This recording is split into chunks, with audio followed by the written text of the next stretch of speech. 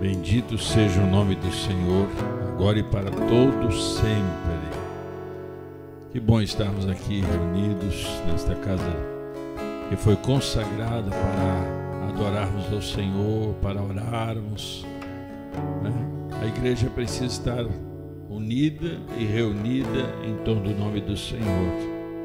É aqui que compartilhamos uns com os outros a nossa fé, conseguimos fortalecer os laços, a unidade do corpo de Cristo, sendo edificados, fortalecidos, despertados, consolados, exortados a permanecerem no caminho da salvação.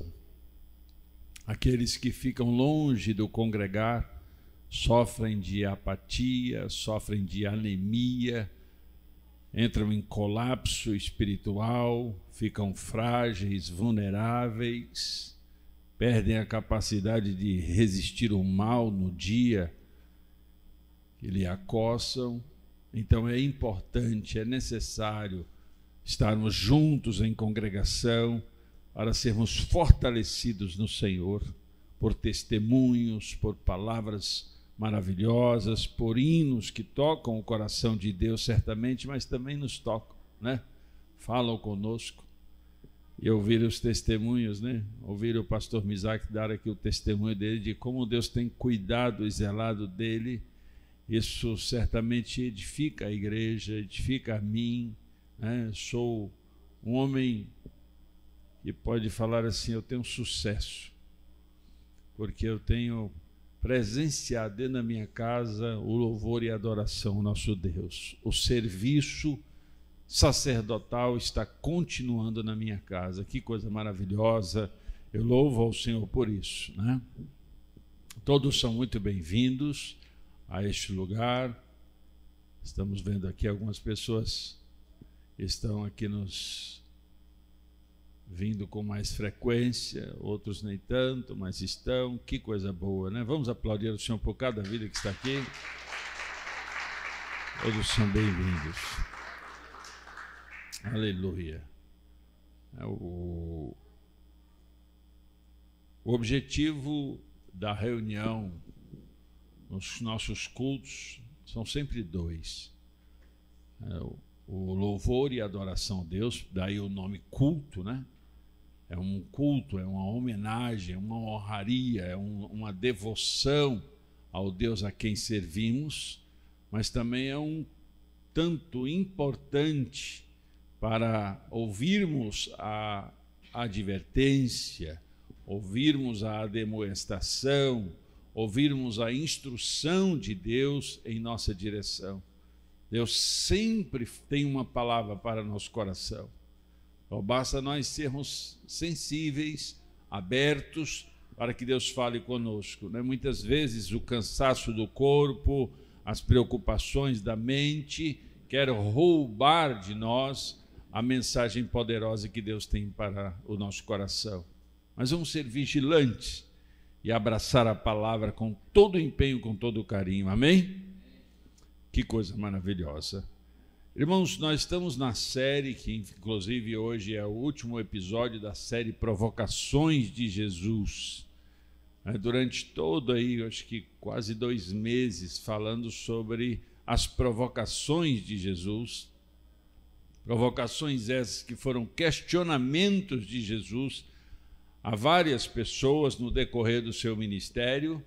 Essas provocações tinham um intuito muito específico para que o indivíduo pudesse honestamente responder à provocação de Jesus com a maior da sinceridade e receber em troca o desejo do seu coração.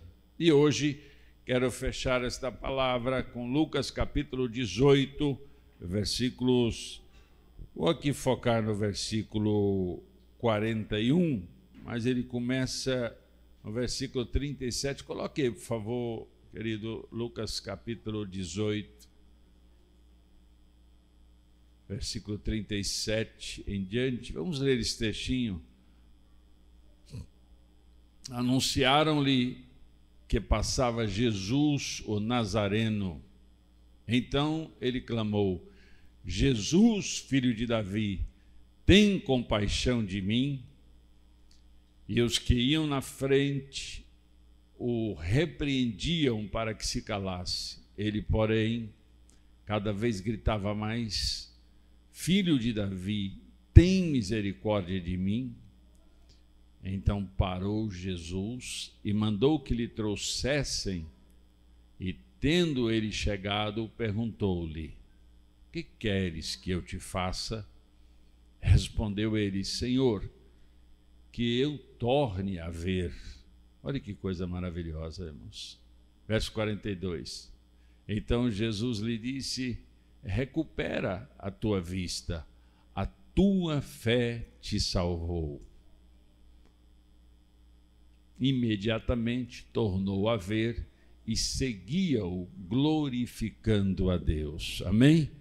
Uma passagem, ela está registrada nos Evangelhos, particularmente Mateus registra esse texto falando de 2 cegos. O Mateus conta como se tivesse 2 cegos, a narrativa de Mateus é como se tivesse 2 cegos no mesmo episódio. Os outros evangelistas, eles contam de um cego. Não sabemos e nem queremos especular a razão desta distinção das narrativas. O fato é que, independente, algo glorioso aconteceu. E antes que a gente entre propriamente na provocação de Jesus, é bom que nós todos tenhamos em mente, saibamos, que sejamos animados quanto a isso, que Jesus em seu ministério, efetivamente o ministério de Jesus foi cerca de 3 anos e meio, e nestes 3 anos e meio que Jesus ministrou com ousadia, começando de forma discreta, e então o envolvimento no ministério de Jesus foi aumentando, até que se tornou impossível conter as grandes multidões que o seguiam. Então ele andou por diversas cidades, inclusive fora de Israel.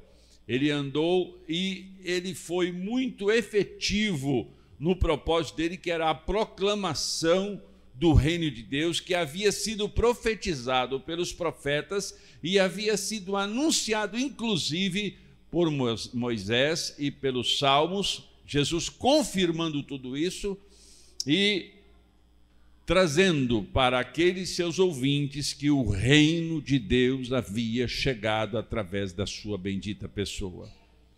Aquelas pessoas que estavam ali, boa parte curiosas, boa parte sedentas de desejo de serem alimentadas e curadas, mas havia muitos espectadores que estavam com a mente focada na mensagem dos profetas, na mensagem do Pentateuco, na mensagem dos Salmos, que se referia ao Messias que havia de vir.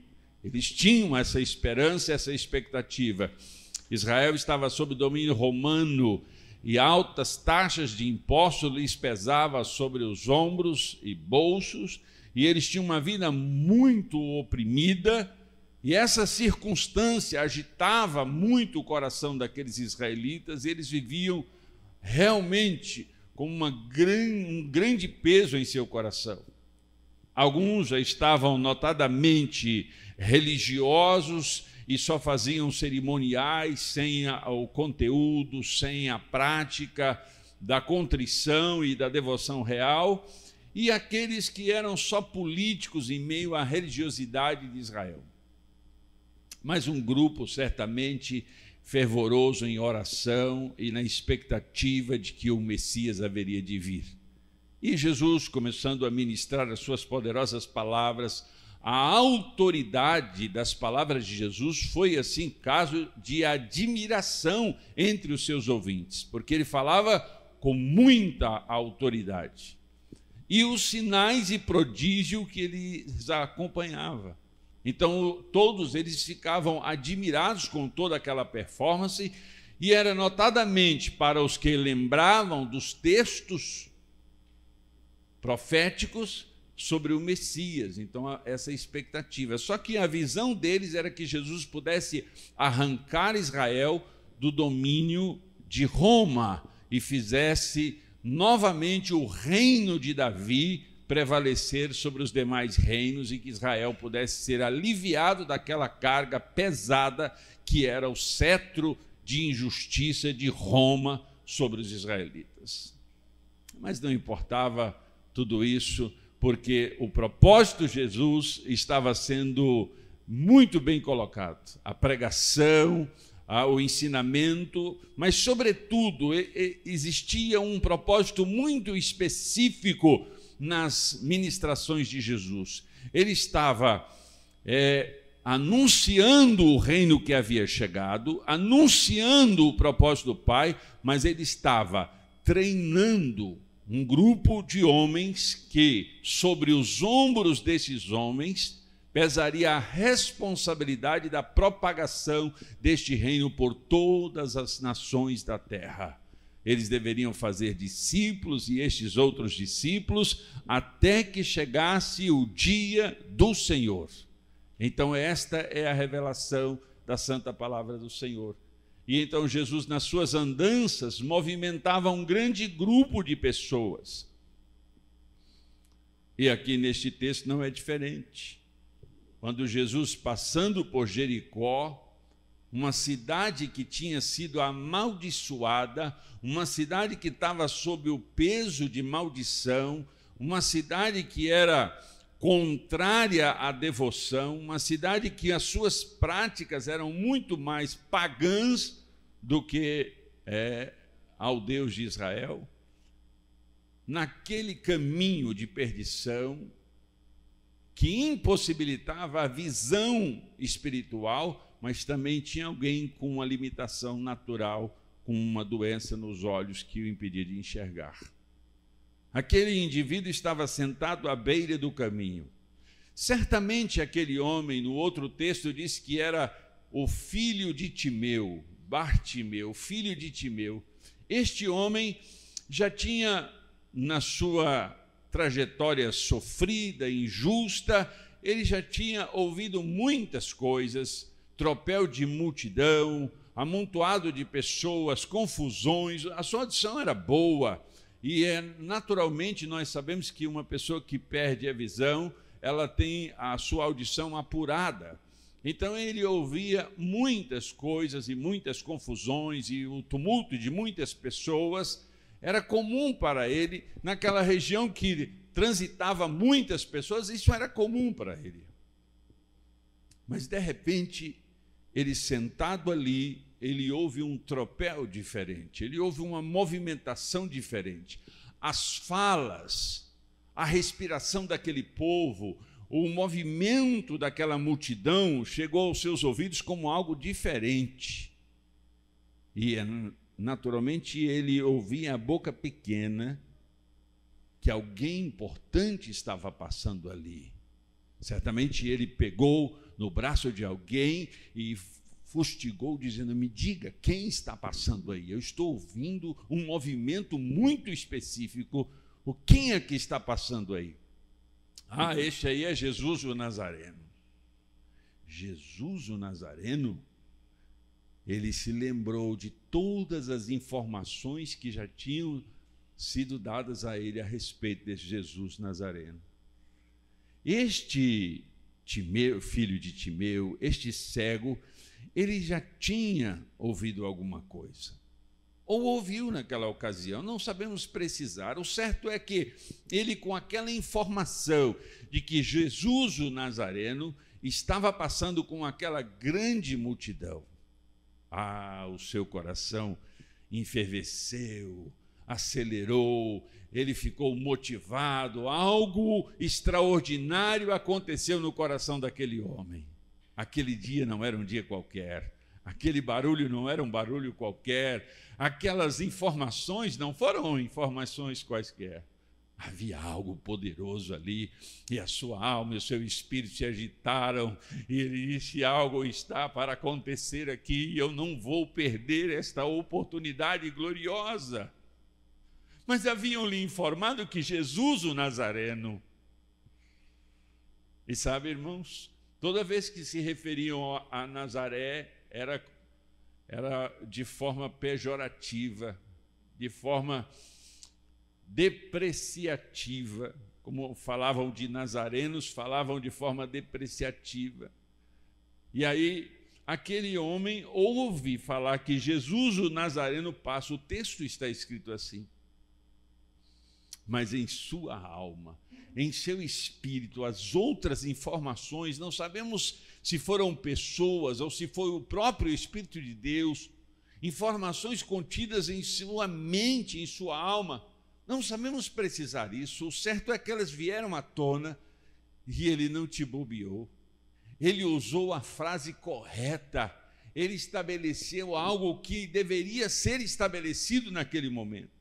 O grito daquele cego foi um clamor, e eu digo que foi um clamor profético, porque ele não chamou Jesus de o Nazareno, conforme lhe falaram, mas ele chamou Jesus, filho de Davi, porque ele precisava da intervenção de um reino justo e misericordioso. Ele precisava da intervenção de um Senhor que pudesse lhe atender na sua maior necessidade. Então ele não foi na vibe do pejorativo, da depreciação, mas ele buscou algo poderoso dentro da sua mente, que era: Jesus, filho de Davi, tem misericórdia de mim. Essa foi a expressão da sua palavra. Lá em Lucas capítulo 18, aliás, capítulo 4, versículo 18, Lucas capítulo 4, versículo 18, diz assim: o Espírito do Senhor está sobre mim, pelo que me ungiu para evangelizar os pobres, enviou-me para proclamar liberdade ou libertação aos cativos e restauração da visão aos cegos, para pôr em liberdade os oprimidos e apregoar o ano aceitável do Senhor. Esta foi a leitura que Jesus fez, e ele falava a respeito de si mesmo.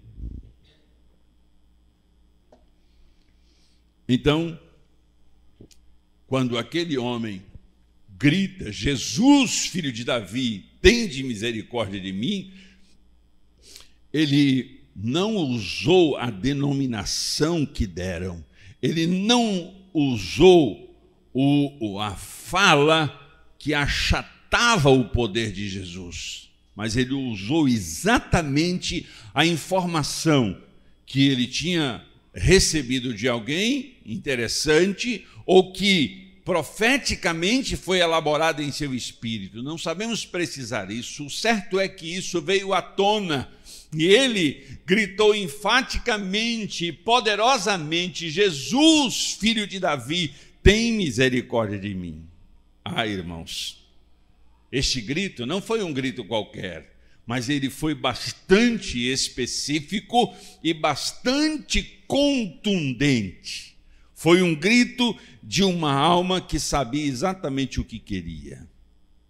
Aquele homem, ele precisou da ajuda dos outros para saber quem passava. Ele precisou da ajuda dos outros para levá-lo até o mestre. Mas ele não precisou da ajuda dos outros para elaborar o seu grito específico de pedido de misericórdia. Ele sabia o que ele estava precisando. Este homem creu na apresentação que lhe fizeram de Jesus. Sabe, irmãos, o grande prejuízo da maioria das pessoas é que quando ouvem falar a respeito de Jesus, debocham, menosprezam, criticam, sem ao menos dar o devido valor aos testemunhos recorrentes e numerosos ao redor da terra. Não catalogaram os vários testemunhos das pessoas ao redor da terra que tiveram as suas vidas transformadas, as suas vidas abençoadas. Preferem ser incrédulos e dominados pelo Deus desse século. É isso que acontece. Mas aqui nós estamos vendo que aquele cego, movido pela crença do seu coração, quando lhe apresentaram Jesus. Este não é só Jesus o Nazareno, mas ele é descendente de Davi. Há uma promessa, o reino de justiça deveria ser estabelecido novamente. Ele creu contra qualquer expectativa ou qualquer probabilidade natural. A base sólida dele denunciava que algo poderoso estava para acontecer. Irmãos, um grito de fé, um grito poderoso de fé é ouvido no coração de Deus como um verdadeiro clamor. Quando nós gritamos, denunciando o caráter da nossa fé, nós estamos agitando o coração de Deus em nossa direção. Quando nós não nos importamos com as circunstâncias, com os que estão ao nosso redor e gritamos, e foi isso que aquele cego fez. Ele gritou. E ele gritou diante das pessoas. A multidão, o alvoroço, não sabemos quantas pessoas, mas certamente era uma multidão. Aquela movimentação, as pessoas conversando e agitadas, e umas querendo falar com as outras, e aquele cego, quando ele ficou sabendo dessa informação, ele não se importou com o que iam achar dele, ele não se importou com nada mais, porque ele tinha crença, ele tinha fé, ele tinha sustentação espiritual e moral para gritar. E foi isso que ele fez. Jesus, filho de Davi, tende misericórdia de mim. E alguns, cale a boca, rapaz, pare de perturbar, você está atrapalhando. Não seja inoportuno, não seja careta, não seja incoerente, feche a tua matraca. O homem é importante, ele está passando. Isso não toldou a sua fé, isso não o impediu de aumentar o volume de sua voz e gritar: ei, Jesus, filho de Davi, tende misericórdia de mim. Irmãos, esse grito, ele se expôs, ele expôs a sua fé. E é esta geração que está precisando diante de tantas críticas à igreja, de tanto escárnio à fé cristã, de tanto deboche ao meio cristão, é nessa geração que a gente está precisando de extrapolar diante das pessoas e dizer: eu sei em quem tenho crido, e eu sei que o meu Senhor vive e reina para todo sempre. É nessa geração que nós devemos estabelecer o padrão deste cego de Jericó. Ele evidenciou a sua fé, independente das pessoas tentarem calar-lhe. Ele exaltou a sua fé naquele que passava ali, dizendo: filho de Davi, eu creio na sua descendência, eu creio na sua origem, eu creio no protagonismo que o Senhor tem nesta geração, eu creio no testemunho que chegou ao meu ouvido e ao meu coração.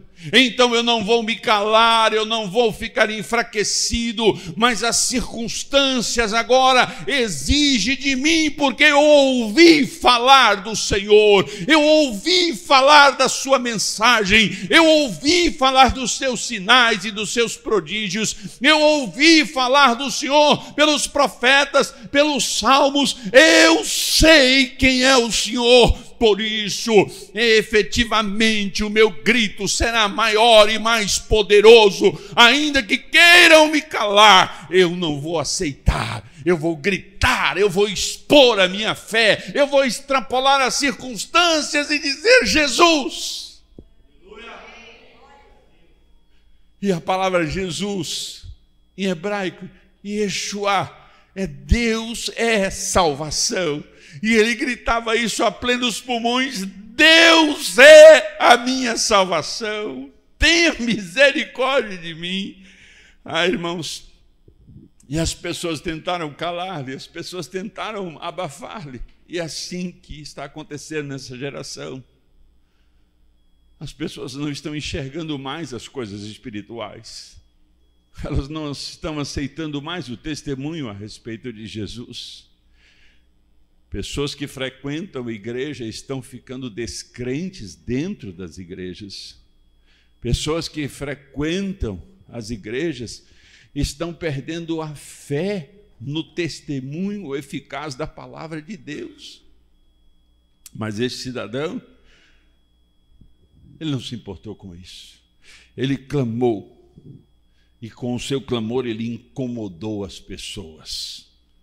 E esse incômodo, irmão, ele vale não só para termos noção do reino das trevas, da operosidade do mal ao nosso redor, mas esse incômodo também tem a ver com o obstáculo que querem colocar diante de nós para impedir-nos de receber aquilo que precisamos receber. Então nós temos que vencer isso aumentando o volume da nossa voz espiritual, aumentando o nosso grito de alma e o nosso grito de espírito. Em meio a muitas vozes, daquela geração e em meio a muitas vozes dessa geração que tentam falar mais alto que a nossa fé.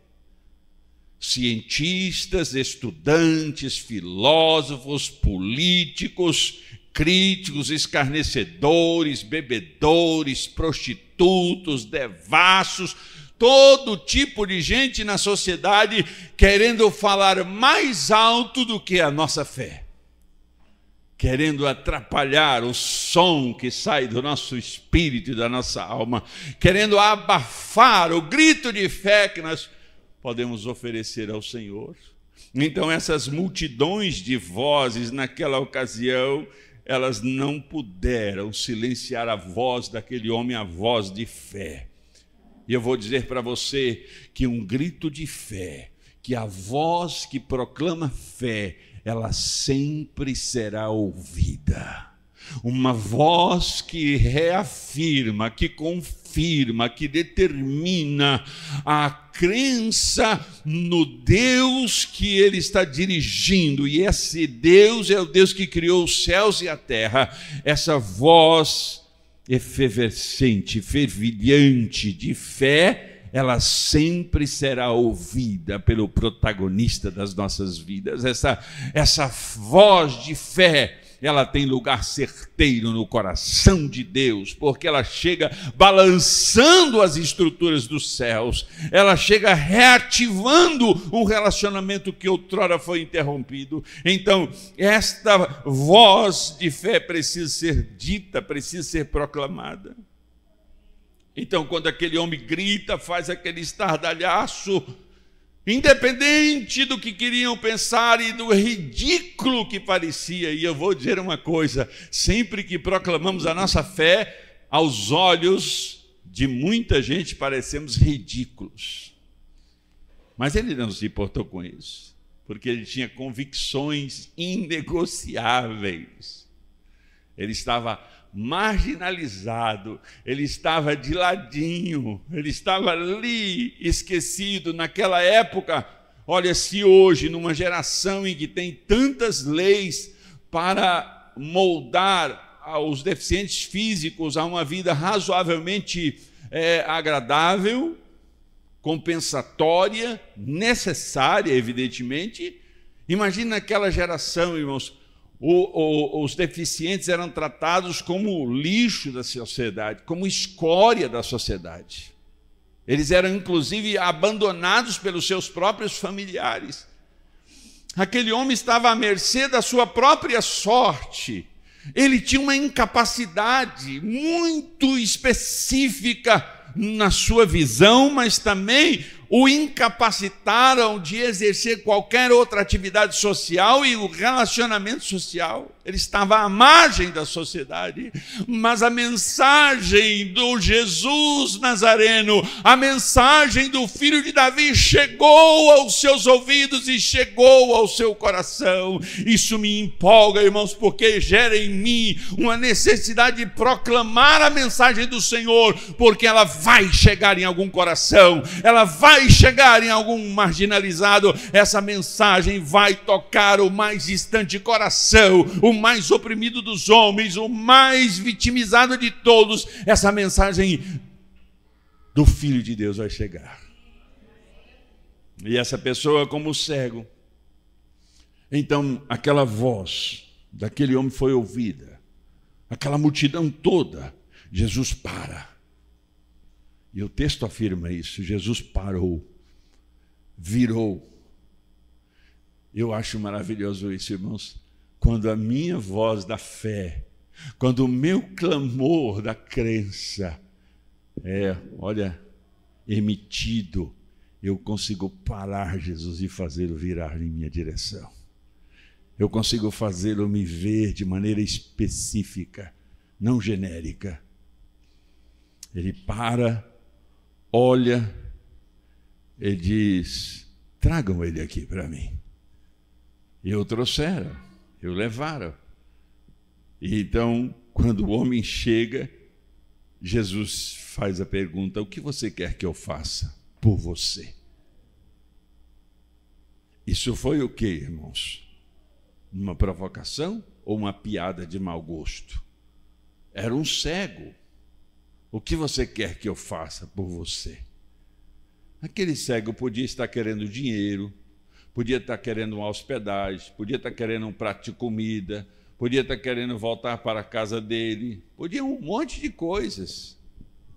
Mas, sobretudo, essa provocação, essa pergunta, esse instigamento de Jesus àquele homem, o que você quer que eu faça por você?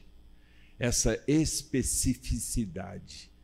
O Senhor estava querendo que ele fosse específico no desejo dele. E esta é a razão das provocações de Jesus. Elas sempre foram para trazer à tona essa especificidade.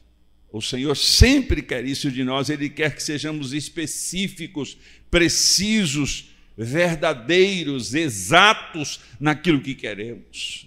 Porque esta constatação ou esta proclamação do nosso coração de modo específico, exato, verdadeiro, coerente, pessoal, peculiar, estas coisas, quando Jesus nos provoca e nós temos essa maneira de responder específica, exata, verdadeira, isso é o start, isto é o movimento da fé em direção a Deus. Quando nós somos objetivos, claros, definidos na resposta para o nosso Senhor, isso está esclarecendo, mas isso está movendo o humano na direção da resposta que tanto ele precisa.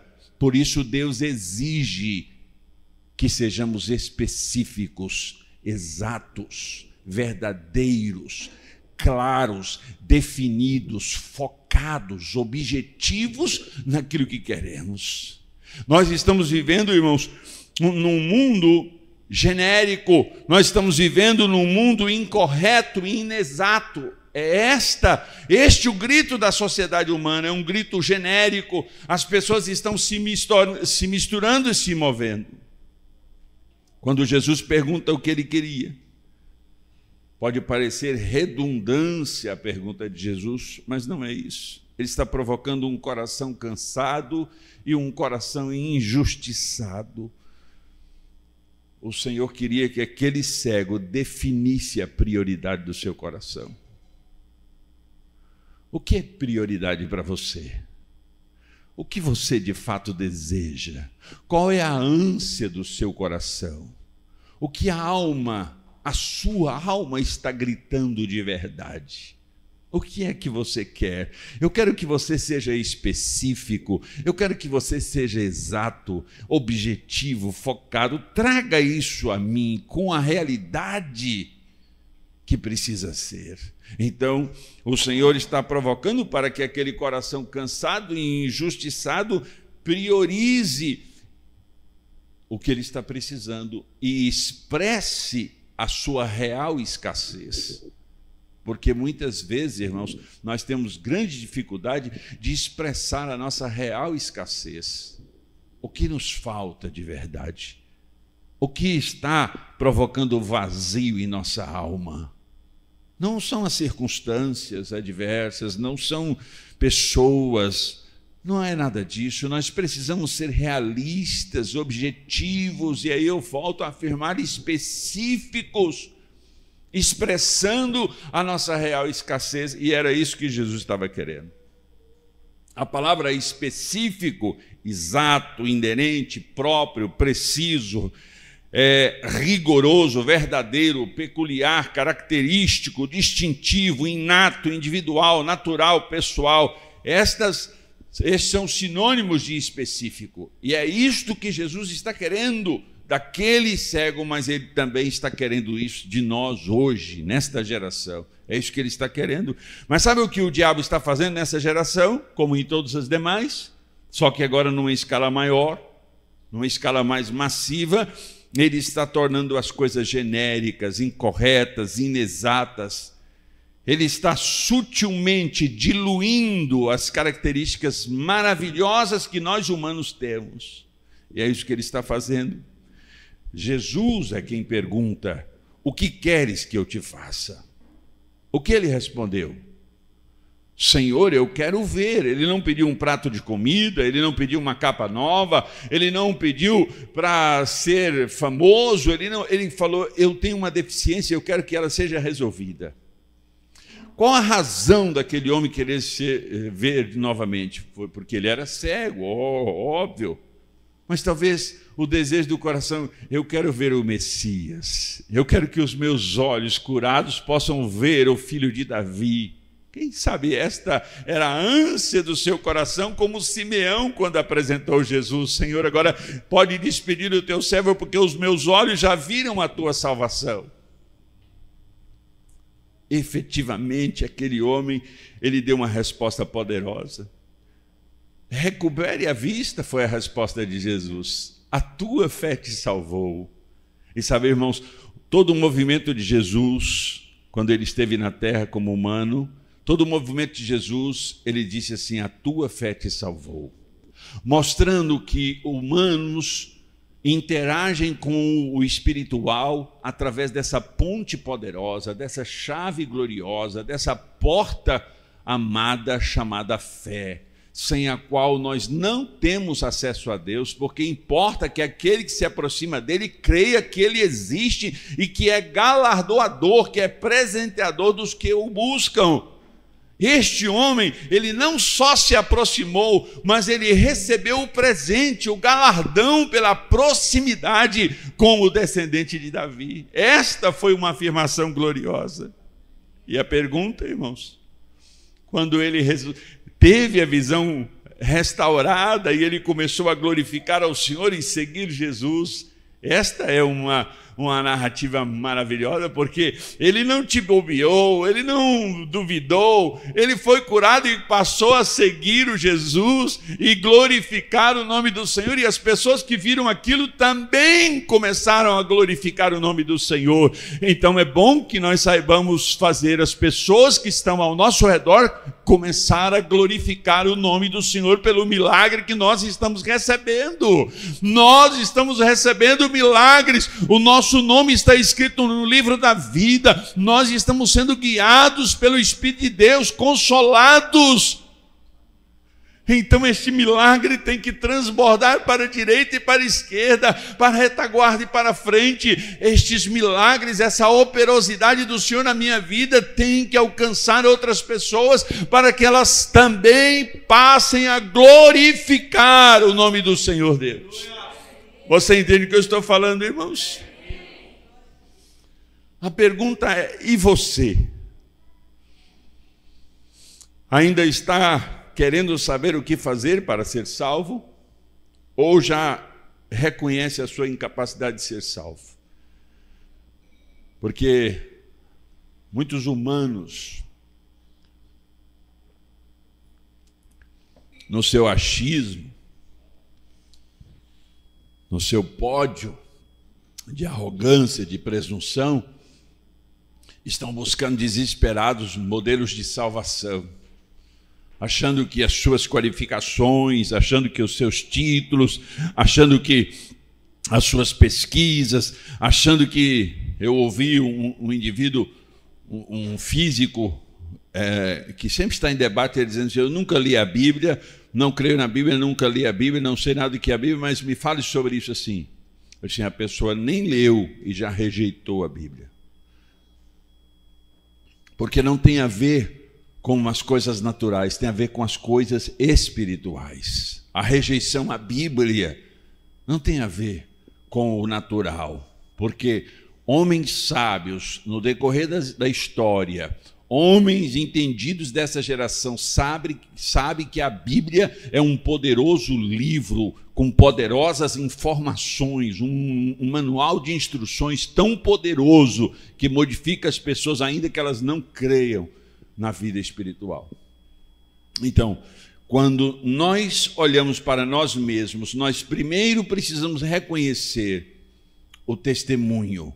Precisamos aceitar o testemunho, precisamos deixar o testemunho entrar, a apresentação a respeito de Jesus. Quem é Jesus para mim? Quem é Jesus para você? O que eu sei a respeito de Jesus? Isso tem que ser internalizado, isso tem que ser colocado aqui dentro mesmo. Esta confirmação de quem é Jesus precisa estar bem elaborada aqui dentro do meu coração.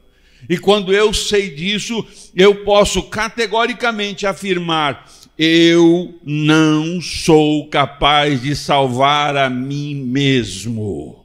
Porque eu reconheço na palavra do Senhor, e o apóstolo Paulo na sua carta aos Romanos diz que com o coração eu creio. Então eu creio numa palavra, num testemunho, numa mensagem que foi me trazida ao coração. Essa mensagem chegou, a mensagem de Deus, seu Filho Jesus Cristo, ela entrou no meu coração, eu aceitei esta palavra e eu a proclamo em direção aos céus. Eu creio, com o coração eu creio, com a boca eu confesso que Jesus é Senhor e eu serei salvo. Esta é a afirmação que eu preciso. Então você precisa olhar para si mesmo e reconhecer. Assim como eu preciso reconhecer a escassez, a minha escassez. Agora, antes de nomear a minha escassez, eu preciso entender que não tem a ver com o que é finito, o que é de natureza terrena, mas a minha escassez está registrada em João capítulo 3. É quem nasce da água e do Espírito. Quem nasce de novo. Esta é a minha maior escassez. Então, nós estamos equivocados nessa busca desenfreada por estabelecer reinos na terra.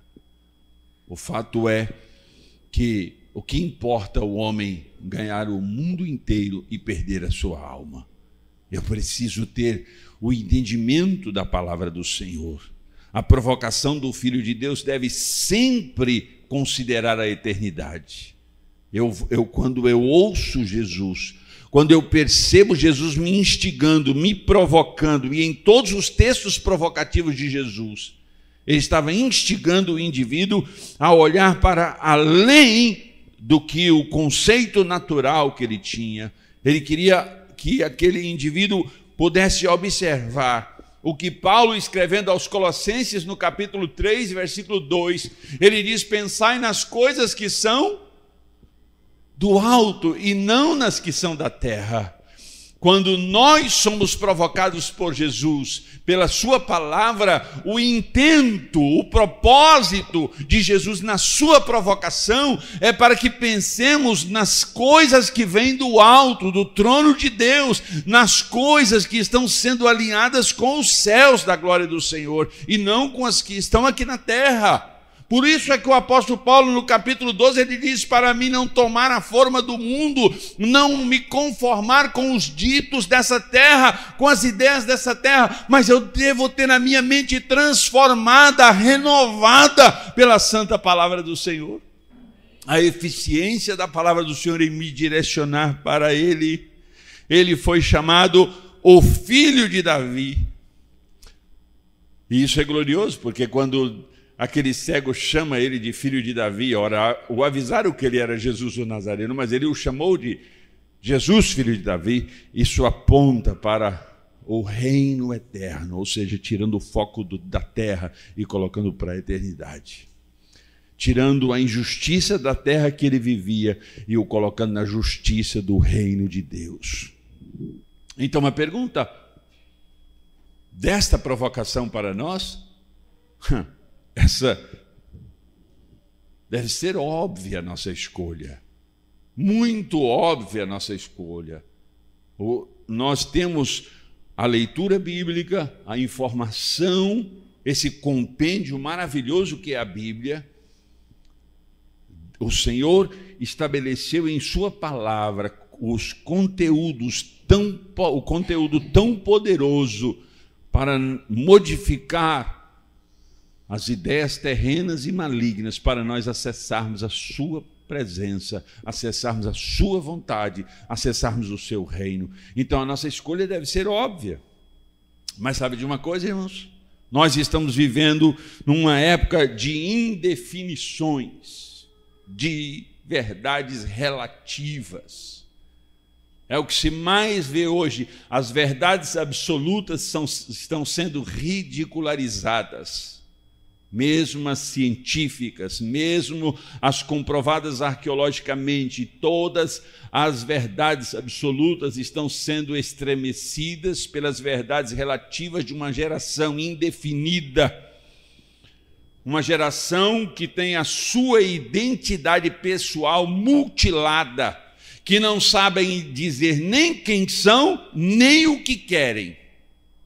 É uma geração em que nega, porque não consegue, porque foi mutilado no seu espírito, na sua alma, porque foi invadido e tomado a sua essência, e eles não sabem nem quem são e nem o que desejam na sua essência. É isso que nós estamos vendo. As pessoas estão tão confusas. Por isso que essa provocação de Jesus, o que você quer que eu faça por você?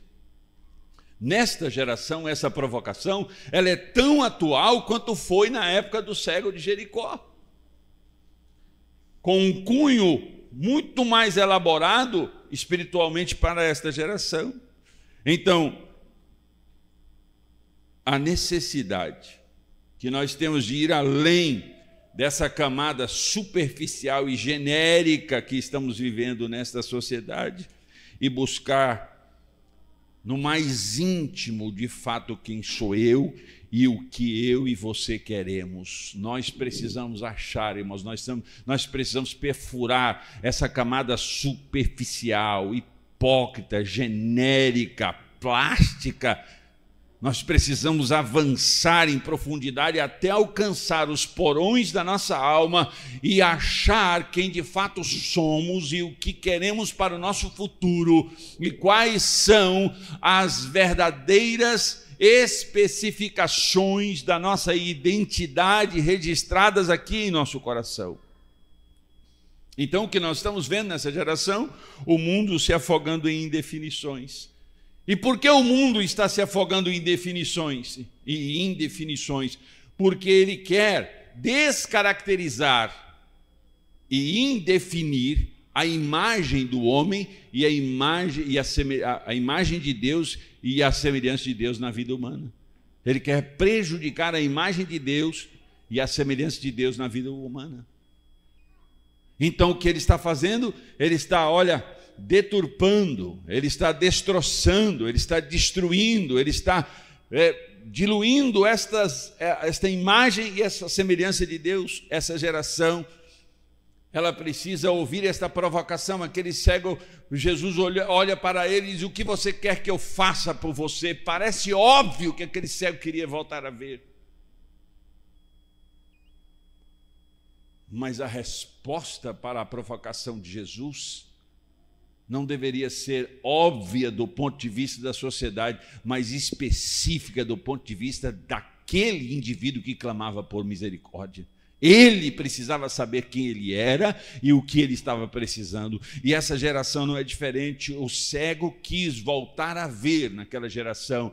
E nós precisamos querer voltar a ver o Pai eterno. Nós precisamos voltar a desejar ver o Pai eterno e ter a semelhança dele, ter a imagem dele. Nós precisamos de ter as definições, as características elaboradas pela carga genética de Deus e não da raça humana, diluída pelas más conversações dessa terra, diluídas pela influência do diabo na vida das pessoas. Então as pessoas estão se tornando indefinidas, elas estão se tornando aberrações, elas estão se tornando construções obtusas, obscuras, elas estão se tornando indivíduos que nós não sabemos estabelecer de imediato o que são.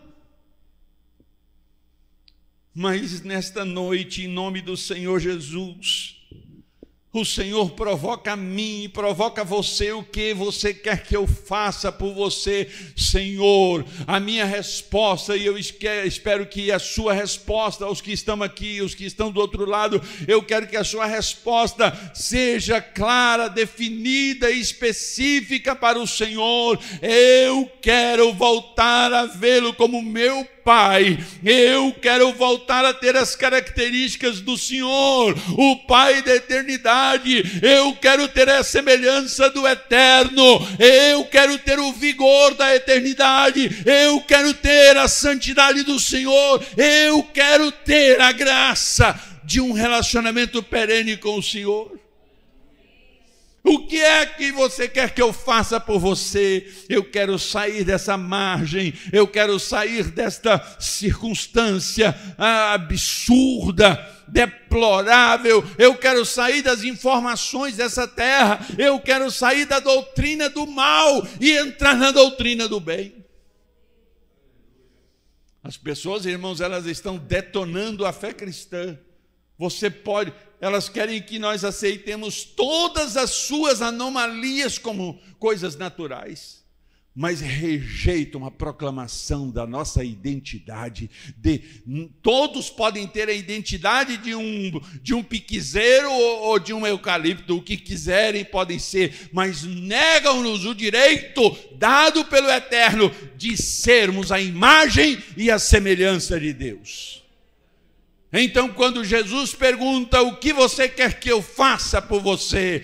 Eu quero voltar a ver a sua imagem em mim, refletida no espelho da vida. Quando eu olhar em mim, eu quero te ver, ó Deus. Quando eu olhar em mim, eu quero sentir, Senhor, todo o perfil da tua presença em mim, o teu cheiro, o teu aroma, o teu hálito, o teu poder. Senhor, esta mistura entre nós, essa relação entre nós, ela precisa existir. O que você quer que eu faça por você? O Senhor está provocando, provocou antes, provoca agora e vai provocar depois, para que nós saibamos enxergar a essência que Ele estabeleceu para nós.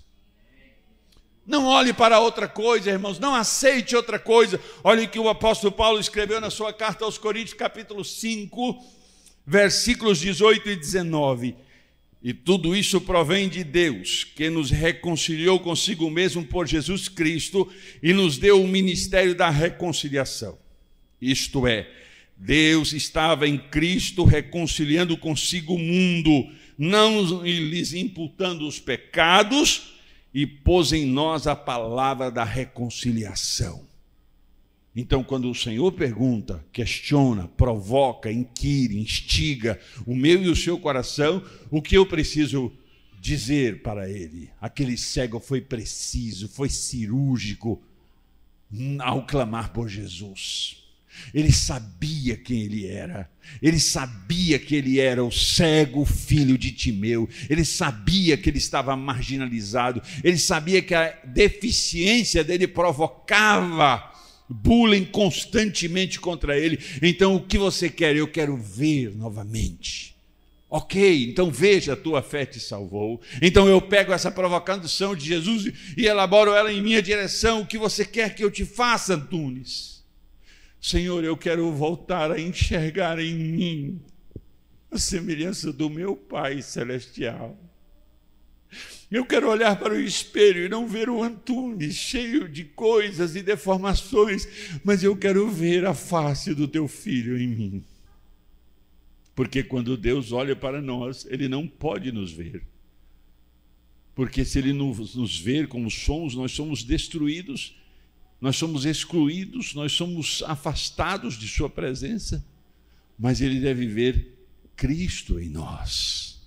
Por isso que o apóstolo Paulo afirmou categoricamente: não mais vivo eu, mas Cristo vive em mim. Então eu quero desafiar vocês nessa noite. Enquanto vocês vão ficando de pé, eu quero desafiar vocês essa noite, em nome de Jesus.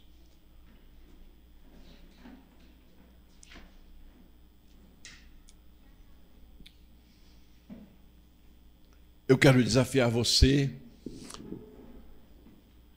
a aceitar a provocação de Jesus. Eu quero que você nessa noite aceite ser instigado por Jesus. Jesus está dando um tapão da roça em você, dizendo: e aí, qual vai ser? Qual é a tua, cara? Qual é a tua? O que tu vai querer hoje? Eu quero um carrão, eu quero uma casona, eu quero uma roupona, eu quero uma joiona, eu quero um maridão, eu quero uma esposona. São desejos reais, mas isso não deve ser o principal desejo da nossa alma. O principal desejo da nossa alma, o mais poderoso, aquilo que nos faz nos mover entre os ridicularizadores, aquilo que faz nos mover entre os escarnecedores, aquilo que faz nos mover entre a multidão, aquilo que faz abrir a nossa boca e dar um berro, um grito bem alto, dizendo: Filho de Davi, tende misericórdia de mim. Isso deve ser o maior e mais poderoso desejo da nossa alma. Eu não quero ter as indefinições dessa terra. Eu não quero ser genérico como nessa terra. Eu não quero ter a maquiagem dessa terra. Não essa maquiagem que torna a mulher com uma apresentação mais saudável e mais bela, mas essa maquiagem maligna, que destrói a identidade individual, que destrói as características que Deus estabeleceu para cada um de nós. E não são as características físicas, porque não importa a sua deformidade física, não importa se você tem olhos, ouvidos, braços, pernas, não importa. Porque as características que prevalecem são as características espirituais, as características eternas, porque as outras características, a terra e os vermes vão se incumbir em destruir todas elas. Porque o indivíduo sepultado, logo ele entra em estado de putrefação e logo ele é destruído. Mas a sua alma é eterna. O seu espírito voltará para Deus, a sua alma prestará conta diante de Deus. Então, queira ansiosamente, ardentemente, poderosamente parecer com o seu papai novamente. As outras coisas são todas secundárias, não tem a relevância desta provocação de Jesus para nós nessa noite. Você entende o que eu estou falando, irmão? Eu espero que esta palavra tenha tido um significado real para você. Que lá na sua casa, no seu trabalho, na noite, você fique pensando sobre isso. Será que eu pareço com o meu Pai mesmo? Será que eu tenho as características do meu Pai eterno? Eu não estou conseguindo enxergá-lo. Eu preciso enxergar o meu Pai, eu preciso enxergar o filho de Davi. Aquele homem quis enxergar o filho de Davi, ele enxergou o filho de Davi. Que isso sirva para nós no nome de Jesus. Eu quero convidar você nessa noite, que eu quero orar por você aqui no altar, eu quero clamar a Deus por você aqui no altar. Então eu quero perguntar para confirmar essa provocação, o que você quer que Ele faça por você. O que você quer que o Senhor faça por você essa noite. Saia do seu lugar como aquele cego saiu e veio na direção do Senhor. E diga para Ele que você precisa, deve aceitar essa provocação.